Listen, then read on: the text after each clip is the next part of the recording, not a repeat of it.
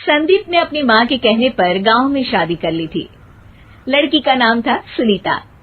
माँ का कहना था एकदम मॉडर्न बहू नहीं होनी चाहिए, लेकिन उन्हें नहीं पता था कि गांव से आने वाली बहू सुंदर सुशील तो होगी और उसको गांव से बाहर भी निकाल लाएंगे, लेकिन उसके अंदर का गांव कैसे बाहर निकलेगा। शादी के कुछ दिन बाद, माँ टिफिन तो देना जरा। बेटा अब तो स्कूल नहीं ऑफिस जाता है, माँ से नहीं अपनी बीवी से टिफिन मांगा कर। ओके माँ। सुनीता टिफिन ले आओ। एक लो टिफिन, इसके अंदर पिस्ता डाल दिया है। पिस्ता? पिस्ता क्यों? सास जी ने बोला था ना कि आपको पिस्ता बहुत पसंद है। ओहो, मैंने पिस्ता नहीं पास्ता बोला था, पास्ता। पास्ता? कहीं होता है पास्ता? अरे बेटी तू रहने दे, मैं बना दूंगी। अच्छा किया कि पाव भाजी बनाने का नहीं बोला, वरना किसी के पाव बना देती है। सुनीता को बुरा लगता है, लेकिन उसकी नादान हरकतें कम नहीं होती। ऐसे ही एक दिन, अरे तुमने ये क्या लगाया है? अरे आप वो फूस फूस करके लगाते हैं ना, वही। डियो? का दियो? किसको दियो? अरे वही ना जिससे खुशबू आती है। हाँ सही पकड़े हैं। अच्छा लेकर तो आना। कौन सा डियो लगाया तुमने? अभी लेकर आते हैं जी। संदीप की बात मानकर सुनीता अंदर से खुशबू वाला फुसफुस लेकर आती है। ओएमजी! ओएमजी मतलब ओ माय गणेश ना। अरे ओएमजी छोड़ो, और ये खुशबू वाला फुसफुस की बात कर रही थी तुम? हाँ इसी की, फिर से सही पकड़े हैं। अरे देवी, लेकिन आप सही नहीं पकड़े हैं, ये डियो नहीं है। डियो नहीं है तो क्या लियो है? अरे ये रूम फ्रेशनर है, जिसको कमरे में छिड़कते हैं, खुद पर नहीं। कोई बात नहीं, माँ कहती थी आत्मा किराएदार है, शरीर एक किराए का कर्म। हम शरीर पे ये डाल लिए तो क्या फर्क पड़ जाएगा। अरे बहू, ओ बहू, मेरे लिए फल तो ले आ, फिर मैं बाजार जाऊंगी। सुनीता अपनी सास के लिए फल लेकर आती है। अरे बेटा, पपीता, तरबूज और सेब फल ऐसे कैसे खा लूं? काट कर तो ले आ।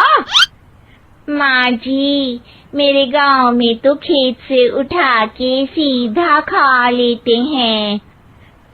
अरे ये तेरा गांव नहीं है ना। अरे संदीप, तू ही कुछ समझा देना इसको बेटा।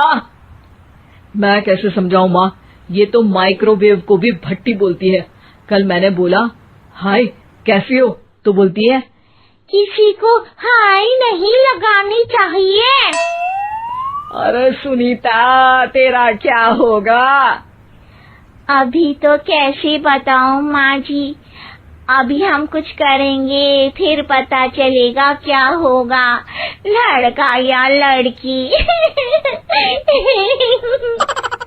हे भगवान, कहाँ से आ गई है? रामपुर से जी, आप ही तो लेकर आए थे मुझे। अरे मुझे माफ कर दो। पहले कोई गलती तो करिए जी, आपकी तो सारी गलती माफ कर देंगे हम। हाँ अरे बहू, मेरी बात सुन। फल यानी कि फ्रूट जब भी लाए ना तो काट कर लाना, ठीक है? जी ठीक है माँ जी, फल यानी फ्रूट यानी काट के लाऊंगी।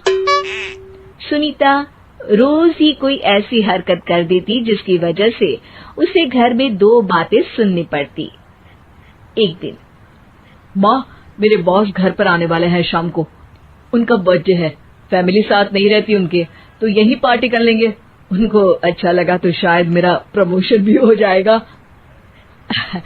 मैं ना फ्रूट केक लाकर फ्रिज में रख दूंगी और तेरे साथ आज खाना मैं बनाऊंगी, ताकि जब साहब आए तो खाने में कोई गड़बड़ ना हो। शाम को जब सारी तैयारियां हो जाती है, संदीप के साथ बड़े साहब भी घर आते हैं। फ्रूट केक तो ले आना बहू, फिर खाना खाएंगे। अरे इस सब की क्या जरूरत थी, आपने बुलाया वही काफी है। सर, आपका परिवार शहर में नहीं है तो हम ही आपके परिवार जैसे हैं सर। इतने में ही सुनीता फ्रूट केक लेकर आती है और बड़े साहब की टेबल पर रख देती है, और जैसे ही केक के ऊपर का बॉक्स हटाती है, ओह, ये क्या है? केक तो कटा हुआ है। मैं तो ऐसा नहीं लाई थी। आप मुझे शाबाशी दे सकती है माँ जी, मैंने ही केक काट दिया। आपने कहा था ना, फल यानी फ्रूट यानी हमेशा काट के लाना, तो फ्रूट केक भी तो फ्रूट ही है ना, तो मैंने पहले ही काट लिया। हूँ ना मैं समझदार।